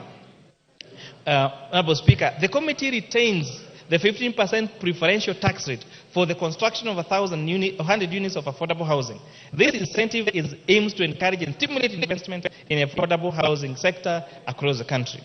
Closer to 4A1, AA, and AB, the committee proposes to delete the proposed VAT on aircraft spare parts. This decision was considering that many airlines operators in the country provide maintenance and repair services to both international and domestic airlines. Implementing a tax on aircraft spare parts would increase the operational cost for airlines in Kenya, potentially undermining the country's competitiveness as a regional aviation hub. This amendment aims to support the growth in this emerging sector within our country. Clause 34-35, Honorable Speaker, this is about the provisions under the proposed amendment on the VAT Act. The committee adhered to several guidelines, including zero rating only the most essential consumption items for household and for agricultural inputs, exempting inputs used in the manufacturing of medical services, safeguarding the financial sector by restricting VAT on services, taxing goods and services where only value is added in the production process, and exempting specific inputs to include local industries. Based on this principle, Honorable Speaker, the committee proposes to zero-rate items such as ordinary bread, unleavened bread, gluten-free bread, and inputs on raw materials for manufacturing agricultural and pest control products, agricultural pest control products themselves, and the transportation of sugarcane from farms to milling factories. And Honorable Speaker, the question has been asked, why sugarcane? Why not any other product? And I would like to tell Kenyans that out of all the agricultural products that we have in this country, the most bulky one in terms of weight is sugarcane. And therefore, the largest cost in the value addition on sugar is the transportation of sugarcane, Honorable Speaker. Additionally, the proposal is, we have proposed zero rating of locally assembled and manufactured mobile phones, among others. Honorable Speaker, this House made a decision last year to zero rate local assembly of mobile phones. As a result, we have seen institutions such as the African Device Assemblers of Kenya assembling a total of 400,000 phones every month. They have created employment for over 1,000 Kenyans. We are now, in fact, Honorable Speaker, they cannot satisfy the demand on the supply of these phones in this country. We are telling Kenyans, it is possible to manufacture our things here. We do not have to import these things from other countries. We can support our manufacturing and make sure that we consume and use only those products that are locally manufactured. The committee further recommends exempting several products from VAT, including the issuance of credit and debit cards, foreign exchange transactions, sanitary towels, diapers, and services to local film agents. Clause 39, Honorable Speaker, of the bill proposes the removal of provision granting relief on excess duty to manufacturers of accessible goods and providers of internet data services. The committee recognizes that excess duty, similar to VAT, considers input and output tax for manufacturing of accessible goods. Removing, therefore, Section 14 of the excess duty would prevent manufacturers from deducting excess duty, thereby potentially raising production costs and necessarily leading to higher prices to consumers. This deletion aims to safeguard Kenyans from increased prices of essential commodities. Honorable Speaker, it is East African community practice that excess duty on inputs become a tax allowable expense to manufacturers. And the risk of passing this Section 14 as proposed in the bill would mean that we would potentially make it cheaper for someone to go and manufacture in a different country and then import into this country duty-free. And therefore, this committee was very conscious on the need to protect our manufacturers and make sure we buy Kenya and build Kenya. Clause 39 proposes the removal of the provision granting relief on excess duty on accessible goods. I have explained that. Clause 42, Honorable Speaker, addresses excess duty on goods where the committee is guided by the following principal criteria: exempting goods from locally manufactured goods, exempting products to prevent increases in consumer prices, improving the administration of excess duty for ease. Based on this principle, therefore, the committee recommends the following: exempting vegetable oils, fertilized eggs, and clinker from excess duty. Honorable Speaker, I would like to explain what the difference is between these eggs. We have what we call table eggs. Table eggs is ready-to-eat eggs that we eat here at our restaurant or our homes. We have incubated eggs of what we call fertilized eggs. These are eggs that are ready to hatch. These are the ones that give us, for example, the one-day-old chicks. Honorable Speaker, as a poultry farmer myself, I attempted, when I was buying my one-day-old chicks, I was told that I needed to wait for 4 months before I got the one-day-old chicks, Honorable Speaker. This means that there is a great, the supply of fertilized eggs in this country is much lower than that of table eggs. However, we need to protect our eggs from imported eggs from other markets. Therefore, a few years ago, if you remember,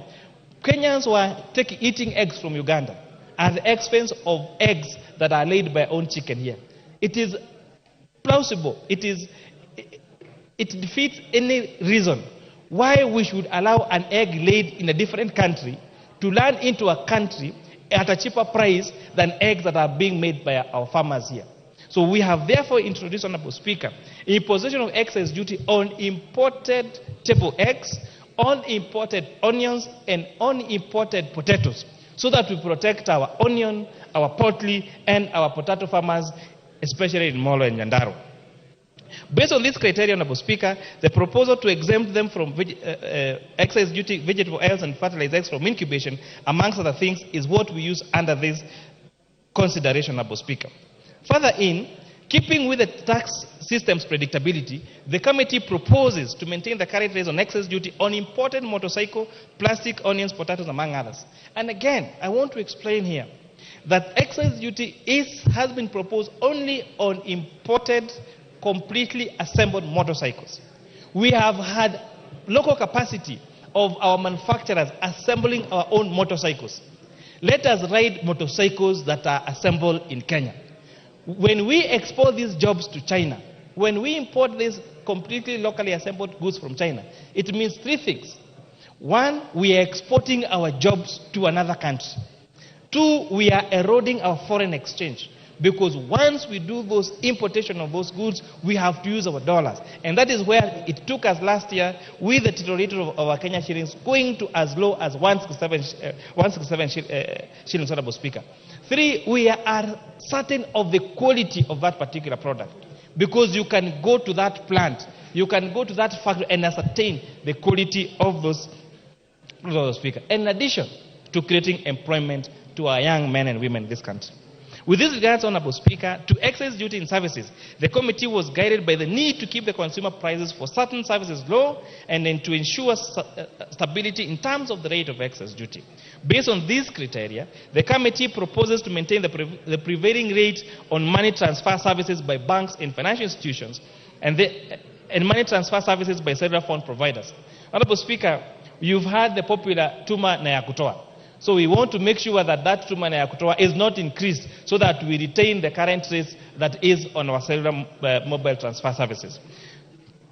Clause 44, Honorable Speaker, proposes an increase in the import declaration fee to highlight a reduction from 30.5% to 2.5% in the Finance Act of 2023. This resulted in a significant revenue loss of 10 billion shillings, impacting the implementation of 2023-24 budget. And this, therefore, Honorable Speaker, you have seen in a record 2 supplementary budgets that have led to a very huge cut on our expenditures. And this is because one of the decisions that we made was a reduction of IDF last year from 3.5 to 2.5% led to a revenue loss of 10 billion shillings. Honorable Speaker, Clause 45 and 48 proposes the introduction of an eco levy to mitigate environmental damage and pollution caused by imported finished products in Kenya. The committee emphasizes that this levy should exclusively apply to imported finished products, therefore safeguarding local manufacturers who are already adhering to what's called the extended producer principle. Regarding to a stakeholder feedback and to mitigate price impacts on essential goods, however, the committee recommends excluding motorcycles, bicycle tires, wheelchairs, 3-wheel motorized vehicles, which you probably know as tuk-tuks and wheelbarrows,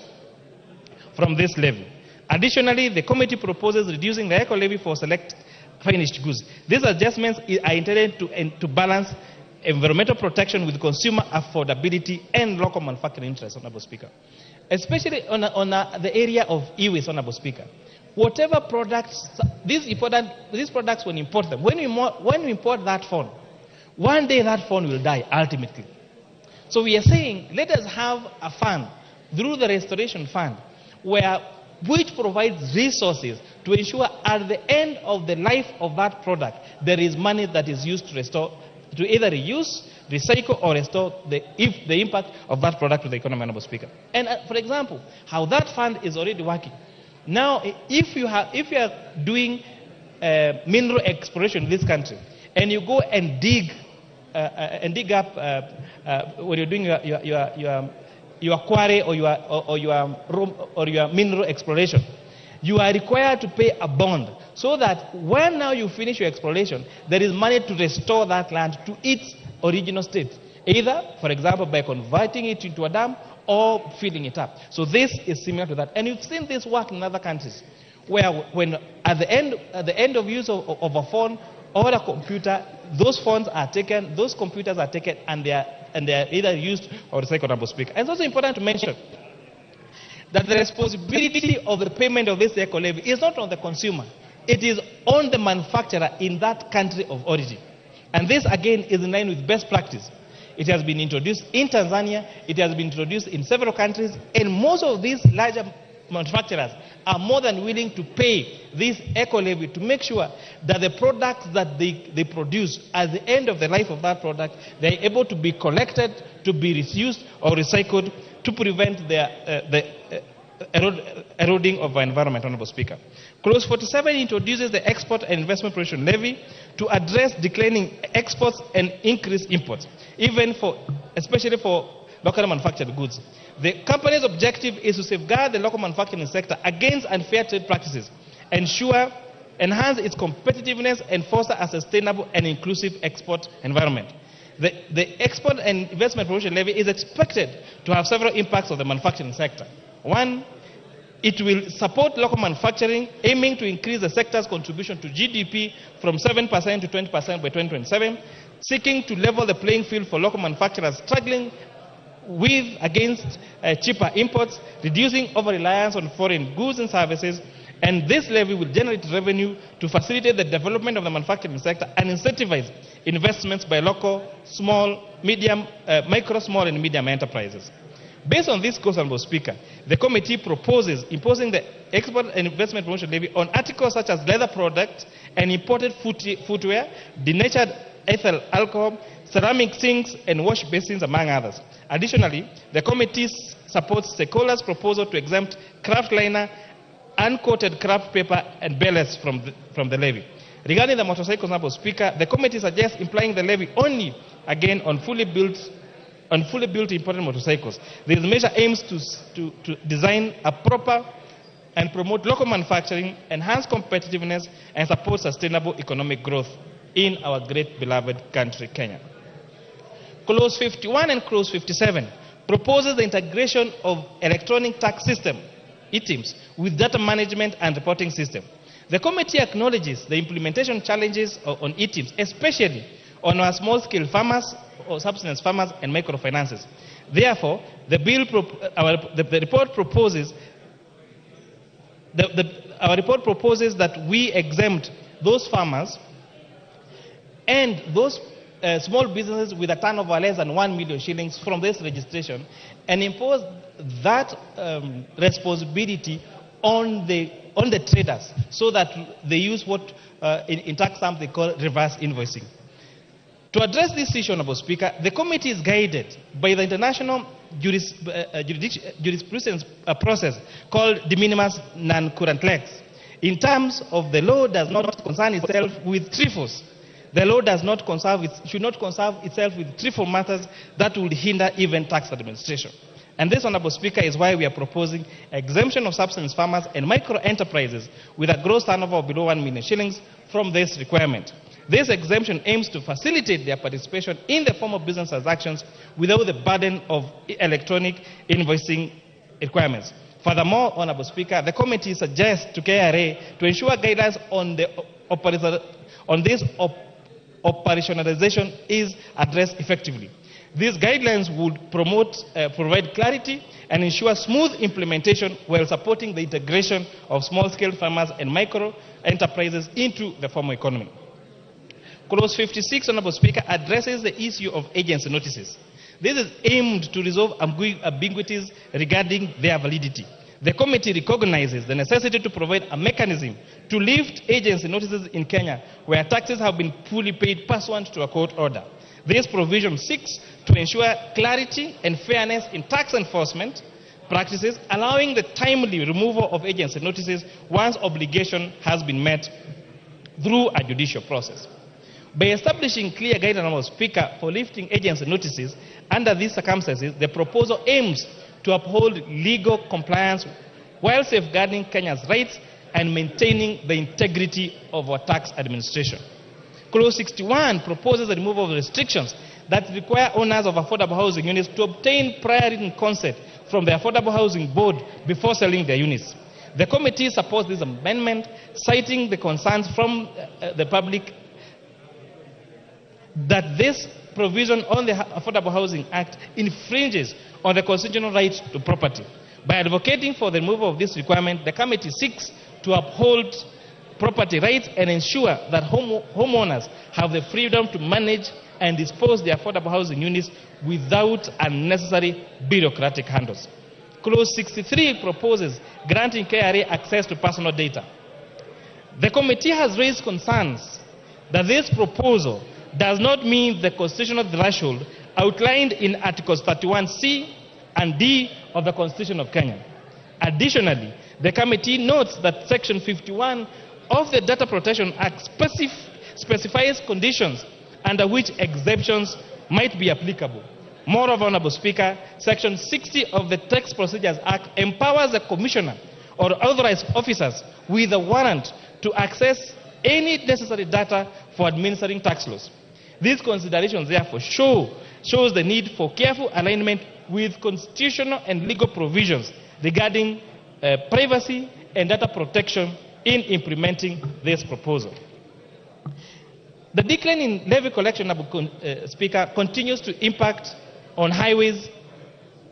urban and rural roads. Recent heavy rains and flooding like El Nino have again further damaged our roads, and therefore they need to provide more resources, Honorable Speaker, through the appropriations to ensure that we have sufficient resources on the repair of our roads, and especially the low-volume seal roads. Mr. Speaker, exploring innovative approaches such as targeted initiatives, simplified tax processes, and enhanced taxpayer education can encourage voluntary compliance and broaden participation in the formal tax system. Bringing more Kenyans into the taxpayer fold, we align our tax revenue collection with economic expansion, enabling us to finance crucial investments in infrastructure, social programs, and sustainable development. Mr. Speaker, addressing these issues proactively and maintaining effective tax policies, we strive to increase our tax revenue collection in line with our economic potential. This, Honorable Speaker, will strengthen our fiscal position, allowing for investment in key sectors such as social welfare programs and infrastructure development, fostering sustainable economic growth to benefit all Kenyans. Mr. Speaker, as we deliberate the Finance Bill of 2024, it is important to actually prioritize measures that will effectively expand our tax base and ensure revenue generation. This may involve innovative tax policy approaches such as incentivizing compliance, simplifying tax procedures, and overcoming barriers that hinder our revenue growth. Honorable Speaker, there are other two proposals that are very critical in this economy. One of them is the amendment on excise duty on cigarettes, where we were applying preferential rates per centiliter to filtered and unfiltered cigarettes. Honorable Speaker, we witnessed heartbreaking confessions of victims of throat cancer after 25 years of smoking. And this is because we were saying they started with the unfiltered cigarettes, then went to the filtered cigarette and spoke for 25 years. And as a result, Honorable Speaker, there has been demonstration globally that there is a direct relationship between cigarette smoking and many forms of cancer, especially throat and lung cancer. It has been demonstrated globally that changing tax regime on or changing taxation on cigarettes actually impact the consumption of those services and has a subsequent impact on reduction of cancer cases. Honorable Speaker,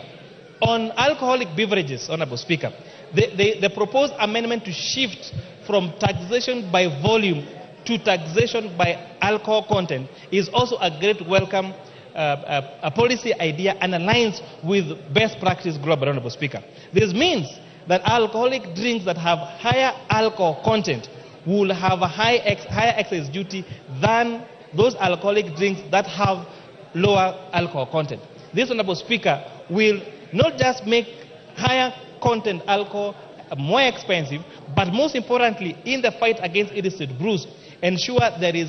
safer alcohol available to those that want to take alcohol. Because, Honorable Speaker, we have accepted as a country there are those that want to take and there are those that don't want to take. So those that want to take need to be given access to safe and affordable and healthy, and make sure that those others that do illicit, Honorable Speaker, are discouraged. As we robustly, Honorable Speaker, engage on the Convention about the Finance Bill and critique it, it must be realized that this bill aims to correct around 346 billion shillings only from a proposed 3.9 trillion shillings.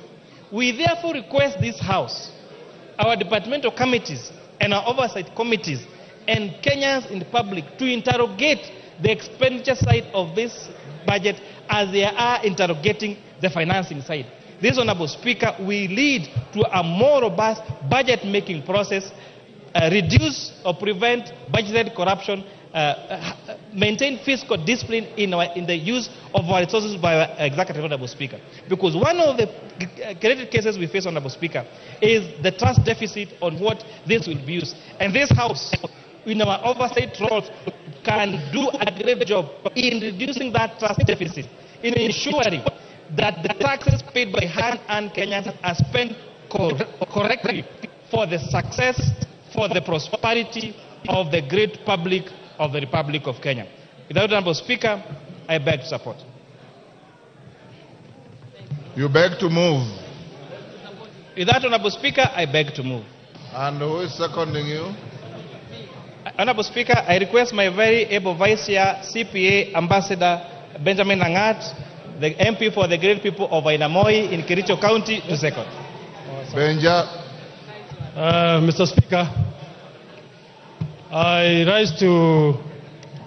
second this finance bill of 2024. Mr. Speaker, I want to start by thanking your office,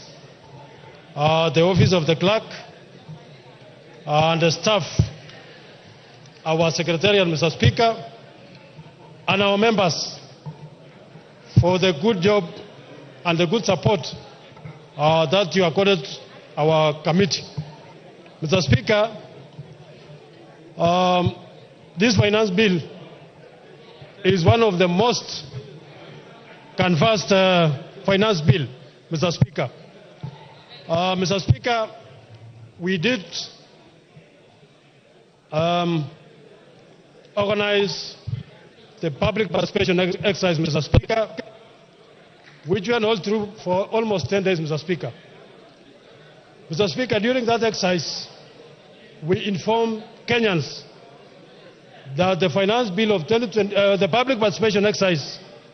which we were doing, Mr. Speaker, was not a public relations exercise, Mr. Speaker. It was a very serious exercise, Mr. Speaker. And I want to inform the public and Kenyans, Mr. Speaker, that we heard them. We have included their views in our recommendation, Mr. Speaker, which was tabled yesterday by the chairman, Mr. Speaker. Mr. Speaker, I want to thank our members because we sat, Mr. Speaker, we sat sometimes late into the night, Mr. Speaker, and I can say, Mr. Speaker, Mr. Speaker, as a committee comprising both sides of the House, Mr. Speaker, we were 99.9 unanimous, Mr. Speaker, in our deliberations, Mr. Speaker. Mr. Speaker, this House, Mr. Speaker, I want to say this House has already passed the budget estimates of 24-25, Mr. Speaker. And Mr. Speaker, any member who voted for the budget estimate of 2024, because budget estimates are funded by the finance bill of 2024. So all of us, if we have supported the budget estimate of 2024, Mr. Speaker, we should rise to the occasion and support the finance bill of 2024. Mr. Speaker, when we went to the elections, we were given the terms of reference. One of them, Mr. Speaker, is we must stop borrowing. We must stop borrowing, Mr. Speaker. And to stop borrowing, Mr. Speaker, we must be able to generate our own revenue. And therefore, Mr. Speaker, even as we talk about protecting the Kenyans, which we have done, Mr. Speaker, we must also help our country to raise revenue so that we stop the shame of borrowing, Mr. Speaker. Mr. Speaker, I want to say, as I've said, the committee listened to the public participation exercise, and we have incorporated all the negative items, Mr. Speaker, which were in the bill. We have removed all of them, Mr. Speaker. And therefore, this House should unanimously support and vote for the bill, Mr. Speaker. Mr. Speaker, I want to go to the specific issues which were mentioned in the bill. And this bill, Mr. Speaker, as I've said,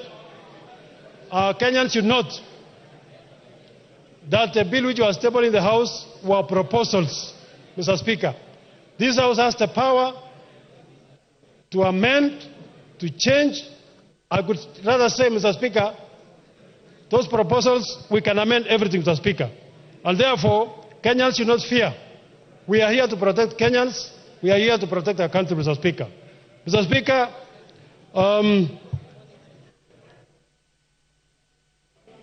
I want to talk about specific clauses. Mr. Speaker, this bill proposes to amend Income Tax Act, Mr. Speaker, the VAT Act, Mr. Speaker. Ni ngatho nyingĩ mũno nĩ gũthiĩ na mbere na gũikarania na ithuĩ kũu nĩ cikaro cia mbunge kũrĩa Kimani Kuria nake akorwo agĩkĩmove nĩ njũĩ mheshimiwa nĩ gũtũtwara nĩ atĩeka nĩ atĩa kũrekwo gwa kahinda gaka no mamwe ma maũndũ marĩa arĩrĩria no marĩa tũkũgwetete hau arĩrĩria amendment ĩrĩa ĩrekirwo thĩinĩ wa 2024 finance bill auga excise duty ya maguta ni eheretio VAT transport of sugar auga sukari no kuago we munene muno we igo ni kuago cie nyingi muno VAT on transportation ya igwa removed VAT registration threshold ekalutwo kuma milioni 5 nginya milioni 8 nyodo biashara iria nyinyi itigakorwo ati no nginyagia cikorwo cikiregister motor vehicle tax ĩrĩa ĩrarĩ 2.5 na auga nĩ rutĩtwo responsibility for electronic invoicing e-teams ekeheria kuma kũrĩ arĩmi anyinyi nĩ kũrikana arĩmi a ngũrwe arĩmi a ngũkũ arĩmi a mara mena iria andũ mũndũ takinyĩtie milioni 1 surely nĩ reheririo taxation ya mobile gũtirĩ na kuongerereka kwa mobile money transfers koguo ũgĩtũma M-Pesa ciaku na kĩrĩa kĩngĩ rĩu ndũrĩrĩhagio pension contributions nĩ haha ngũcia niho niona hangenia mũno ĩgatwarwo igũrũ kuma ciringi 20,000 nginya 30,000 o mweri excise duty imposed on imported things indo iria cikoragwo gũkũ tũkũragia matumbĩ itũngũrũ waru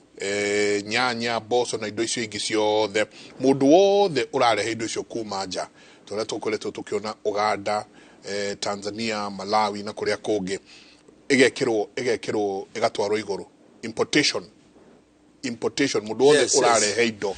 iria tũkũragia gũkũ kuma nja igoti rĩkongererwo niguo tuhote arimi itu mahote kurima 16% VAT area kiritwo mugataine ne ndute excise duty on alcoholic beverages ere korego based na alcoholic content yes koguo kuma uri uranywa via nginya uri uranywa thibiriti kuri iguru oria alcoholic content irathi yabatirite no gwigoti rirabatira VAT finance services and foreign exchange nikurikana nikora na proposition ati mundu uratuma mbeca kuma US taria ndona ha magitwariria agatinio igoti uhoro ucio ni ureheririo na eco levy na undu wa locally manufactured products indo ta tauro cia tumia cia kaida ka mweri diapers thimo computer tairi ona motorcycle akauga icio nacio ciothe ni njeherie kindu mheshimiwa cieni de kira tumambake muno nigutuika ati finance billion on hana ugu nyingi twacoka kuria mwena uria ungi nyingi wa budget ugakora gutire nginya ona ciringi ona emwe irekerirwo ya kuriha mathire maria citagwo dob pending bills hatire beso ona emwe irekerirwo ya pending bills ciringi ire githiururukatia bururi agikodro ahota kuriha andu aria maruteire thirikari wira tukirikiria okay thank you muno bwana Njenga. In a nutshell ingehe mogaruruku mau ati 90% ya kiria andu a Kenya marahoyaga ni mahetwo maybe iri hihi 10% no mende undu nginocio ngirorwo na tuhetwo 90% of our wishes ni nguga ati thirikari yo ni kubatara kuheo support tondu ningi tutinge wakiuga turugamie maundu mothe kindu kiria kingiuga kia budget ino ni ati ni rateithiriria muno uhoro wa local production tondu irauga ati ni twehutia duty magutaini ma kuria maria marauma Kenya no ni twatigia ndikuria andu makiri okuo kirathi kio kiriaga maguta ma Sri Lanka na kuria kungi na kuria kungi na America wewe warehe maguta mau makora tondu urenda kuria high end value ri we turihe kanyamu maria marehagwo na ndage ako ni cooking ni diapers ri we ungenda kurera kana gaku na diapers cia England ri uri mugirie no mundu wa gukuri urathondeka guku tarugo twina Kenya companies 20 irathondeka diapers and sanitary towels. We are like 20 companies. Look what issue ikero atiri issue ni rutena irehe guku no nigetha itwike protected we urarehe kuma na njari nduri mugirie kurehe no urihe igoti kogwo I would want to imagine andu akieni ndimwaririe ni mwanjirite tugithie budget bill ino no riu ni haha ndona ni twaheo kiria twendaga na kiria kia turakaragia ni twaheo and I would also want ni twarumukio na no nyende kwaria even other Kenyans from other constituencies and the whole nation ati agikorwo thirikari ni atuhe 90% ya kiria turariragia nikio ri yatutigia yehutia ri we allow no vote yes riu ni ndetikira na andu akieni ni ndamwariria agikorwo ni twakeheo na itari riu ni andu agitunguru na waru na andu iri by the way tatari andu agitunguru ndu agitunguru gya Kenya itiri ati o hindi no gya kurari kio ganda gikaingira no gya Tanzania ni twekira igoti irio ciothe cirauma from East Africa cia Kenya na mangaire he igoti ko muti na choice ya kuga atiriri ati turi magike tukahingo ni gya Tanzania now chokai mugunda murute wira na murute wira mukenete thirikari ni atuigwa mau nimo maundu maria ma ikanyumba na ithwe na Njenga na tukire ni gwenda kuga atiriri tondu ni muranjuria horo wa nyumba tutingira ni thirikari tagakuyo tuthondeke kambuni ta iria cia gakuyo ati mundu wa kwiyendera ari heno rio te kwiyendera age kuriha riu gutuhuririe ungiuga atiriri tutingira thirikari githukio sorry tutigitwara ninge thirikari kiundu kiu ati ndijana kambuni iragathiriria ni turaka nyumba cia thirikari no nginya ikorwo restructured na nie njuge o thini wa mukuru kwa Njengari ni 35 acres kuyurite slums ona gutikiritie andu 3,000 kana 4 kana 5 twarehe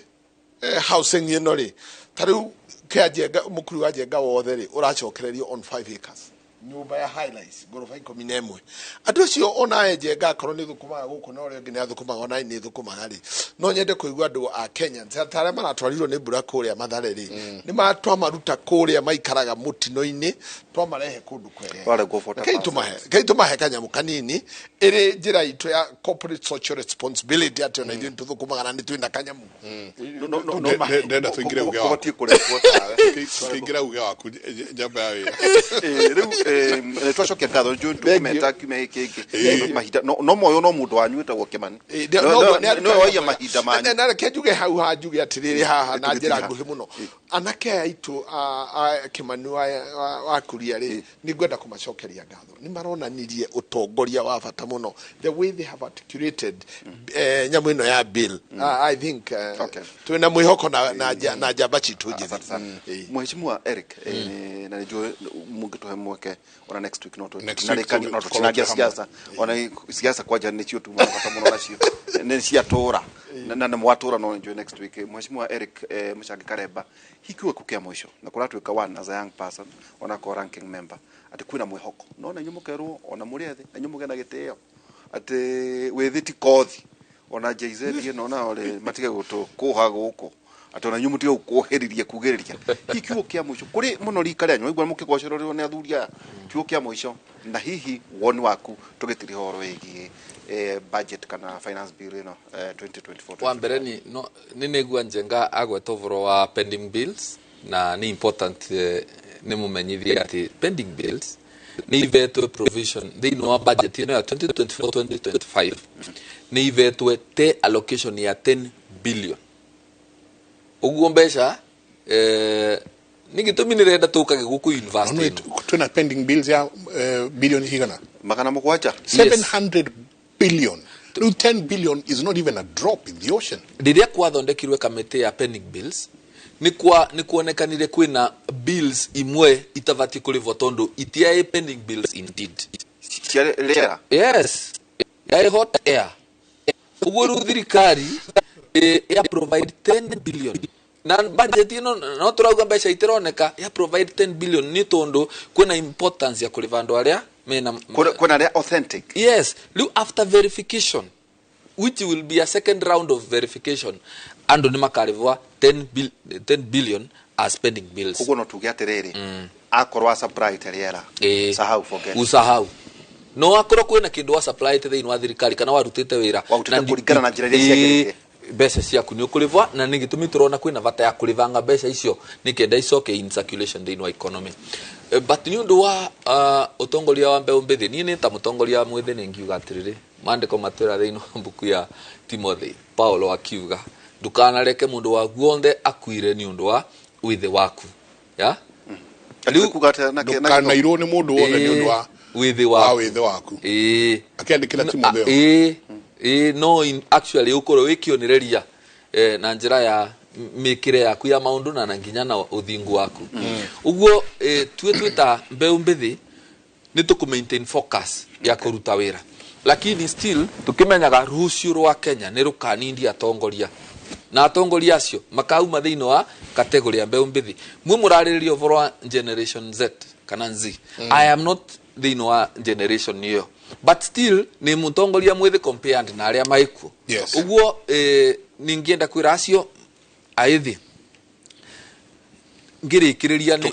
riria turekaga vetting ya basari ya constituency ya Runyenje ni turaroragia kana ni registered voters surprisingly generation hiyo riu university colleges hiyo more than half of those young people 50% matia registered voters uguo wana make fightaga for what belongs to them ningumera atiriri their voice will count more kura angikoro ni makoro my registered voters tumana Mheshimiwa Eric Muchangi Karemba mubunge wa kura Runyenje cocokia ngatho andu abanjenga turametirio ro uguo kwa-ini twarike kuona ria tuona ta kwenda mwihoko na ithu tuga tumwite tondu ithu turakuite ngoro muno na mwathie mwe hari igoti ria nyumba muge no turanegena guku Mheshimiwa Njoroge wa Inaina wa kura mwana wake ni na kiugo kia mwathani Mathayo 6:33 rauga no abani mucarie uthamaki wake na uthingu wake na maundu maya mangĩ mothe onamo nĩ arĩa mũheaga hwaĩ-inĩ kuma thaa 4 nginya thaa 6 cia ũtukũ tũkora mũheshimiwa wa cira wa Karani na mũmbunge wa kũrĩa Laikipia West na tũkĩoria kana rũgino rwakirwo nake meciria make harĩ ũhoro wĩgiĩ gũkorwo kũngũrĩ honera gũkorwo mũtũre mũheaga mweke mũkaria mũgena mũthenya mwega nĩ ngatho nyingĩ mũno kumanagia na haha tũkũmũtware mweko ĩmwe nginya mwena ũrĩa ũngĩ wa studio kũrĩa nayo timu ya itũ nayo yambĩkĩte kambĩ kana standby gũkorwo magĩtũrehera uge waku ririkana namba ya itũ ya SMS nĩ 2288 ũrĩa wothe ũngĩkorwo ũkĩenda gũkorwo ũkĩaranĩria nao waranĩrie nao nĩ hĩndĩ maundu marathiĩ na mbere kũrĩa bunge nĩ mũndũ gwĩtwo kũrĩa Kimani nĩ akorwo akĩtable ũhoro ũcio koguo no gũthiĩ na mbere na kwarĩrĩrio gwa kahinda ka mathaa matatũ nyingĩ nĩ arĩcoka nyingĩ oke rĩngĩ mathaa ma mĩaraho koguo timu ya uge waku nĩyo ĩgũkorwo ĩgĩtirithia mwena ũcio ũngĩ mũtindie thayũ mũngĩrore magũkumia nake Jehova Ngai amũrathime.